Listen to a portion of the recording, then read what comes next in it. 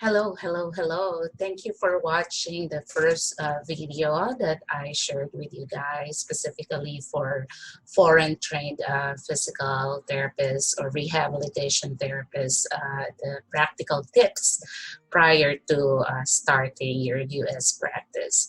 So at this time, I'm going to talk about anxiety and depression, mental health issue. This is huge. So you would think, why would I talk about it? Because I was diagnosed with one. I had an episode while I was still in the Philippines because all my plans did not push through, with all the frustration of the visa being denied or not being approved. It took me 9 long years before I was able to uh, go here to the US and be petitioned by an agency.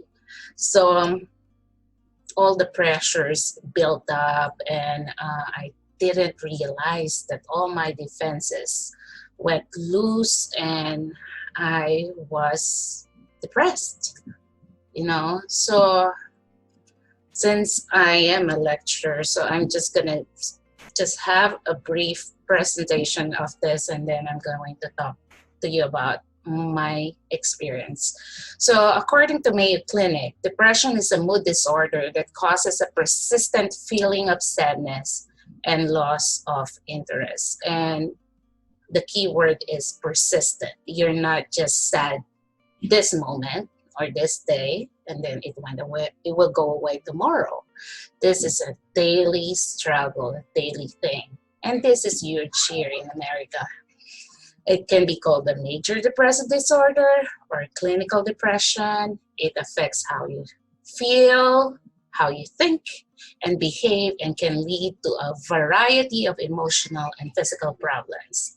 You may have trouble doing normal day-to-day activities, and sometimes you may feel as if life isn't worth living. And that is very true. For people who has depression, that it can be, I can describe it as, it's like deep, dark, cold pit.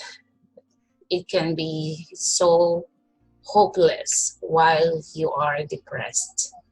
And I always, when I share about my depression, I always tell the person that I do not condone people committing suicide or, killing someone out of depression because they are depressed. But I do understand why they come to that point, because everything is just dark and hopeless, and you're blinded. And one of the worst things I think is you always hear that there's a light at the end of the tunnel. And for a depressed person, you keep on looking for the light, and as if it's not gonna come, it's never gonna come.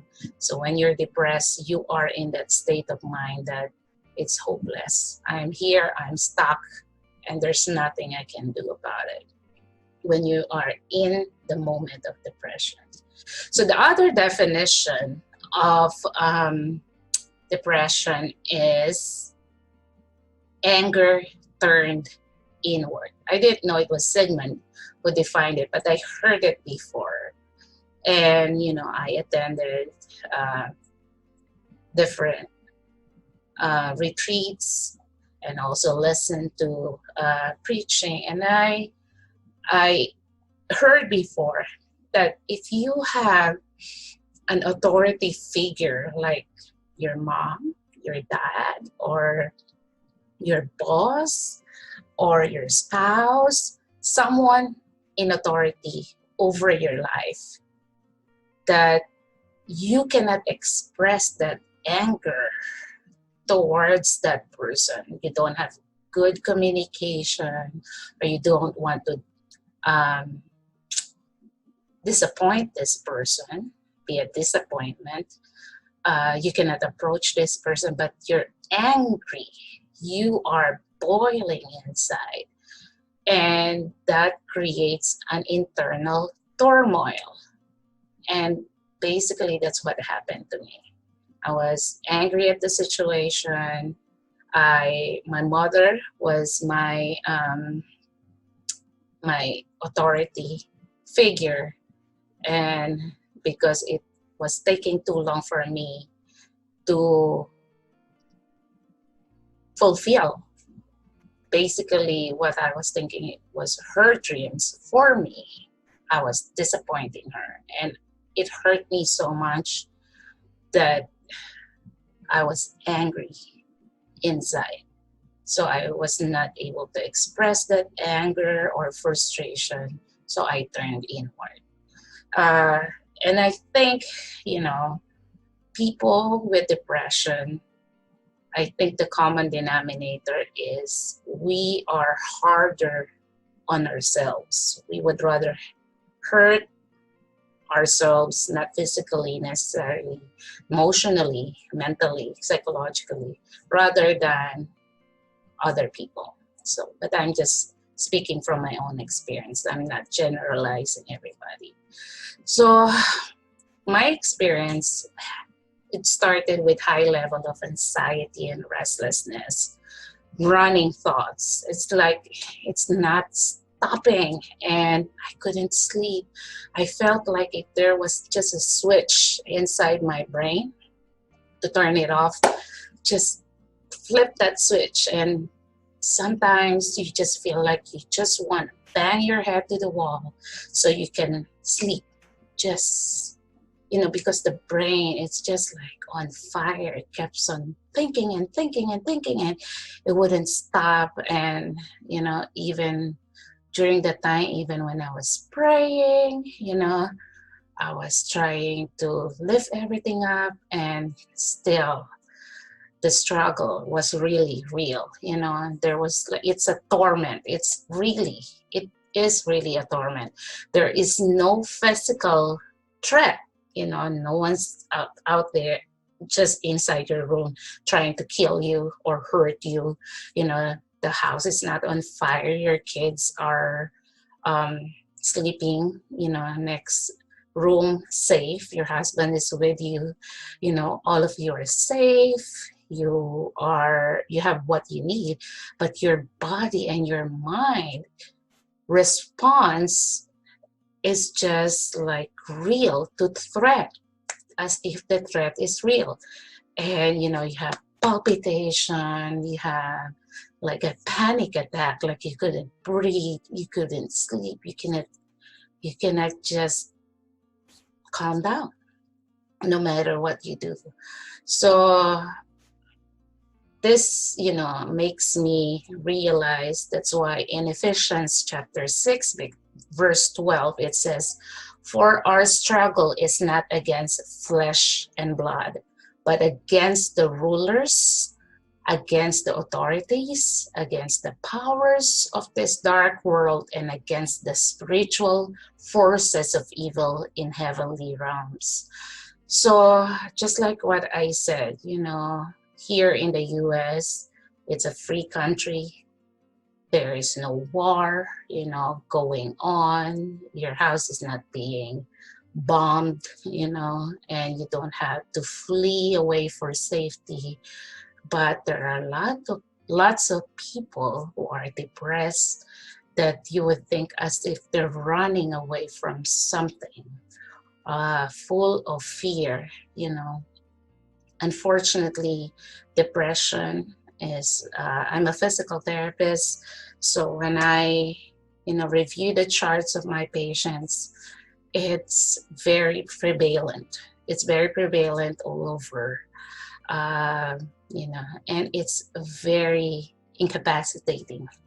Depression and anxiety, you can see it in the face of the patient, you know. Some of them really look horrified, and that is their natural state, because their mind is constantly bombarded by fear. So I was just you know, thinking about the mind And what really helped me during the last and battle of depression that I have is listening to Dr. Caroline Leaf. She is a neuroscientist and she is a Christian, and she is big about the mind and the power of the mind and how you can renew the mind, in a Christian way. So if you want to get, Google it up or in YouTube, Dr. Caroline Leaf, I highly recommend her. So I was just reflecting, and I also remember Bill Johnson. He's a pastor of Bethel Church in California. I was listening to one of his preachings, and he said, if you know how to worry, you know how to meditate. So it's just worrying is using the power of your mind to focus on the negativity. Meditation, and it's written in the Bible that we should meditate on the Word of God. So I totally agree with that. So the mind is a powerful thing. And the mind, it uses the brain as the physical medium, but the mind is not physical. So what do we feed our mind? It's the thoughts that we entertain. What do we always find ourselves thinking about? And I remember so well, I was journaling and I didn't realize I was putting too much energy on thinking about the offense of other people and remunerating it over and over again in my mind throughout the day, and it, gave me a bad day. So that's why these two verses really healed me and from my depression. Sorry. So it's Philippians 4:8, and actually I always pray this over myself every day. So it says, finally, brothers and sisters, whatever is true, whatever is noble, whatever is right, whatever is pure, whatever is lovely, whatever is admirable, if anything is excellent or praiseworthy, think about such things. So there's no maybe you should think about such things. It's a command. It's think about such things, and you can see it's all positive. And you might say, how about all the negativities in life? How about the war? How about the poverty? How about the abuse and all those things? So I tell myself that's why there is God. That's why there is prayer. So anything that is beyond my control, I lift it up to God. Because one thing I realized is that I was carrying everything on my shoulders. Everything depends on me. And knowing how weak I am and frail I am, that makes me anxious because I know I'm going to fail or screw it up. But you will find rest when you don't have to carry everything. And one day there was like a guest speaker in our church, and he was just talking the basic about the first commandment, Matthew 12:30, love the Lord your God with all of your heart, with all of your soul, with all of your mind, and with all of your strength. And just like that, bam, it's like, Jing, you're not loving me with all your mind because your mind is full of fear. And I was like, light bulb moment. Oh my gosh, you're right, Lord. Yeah, it's like my mind was full of junk and I was focusing on the wrong things. So I do understand depression, anxiety, and this is part of my goal why I created the YouTube channel, is to reach out and to impart to you what are the things that have helped me to recover from anxiety and depression. and hopefully, somehow, somewhere, someone will benefit from it, and I will post more videos about it, and give you more um, tips or wisdom or techniques.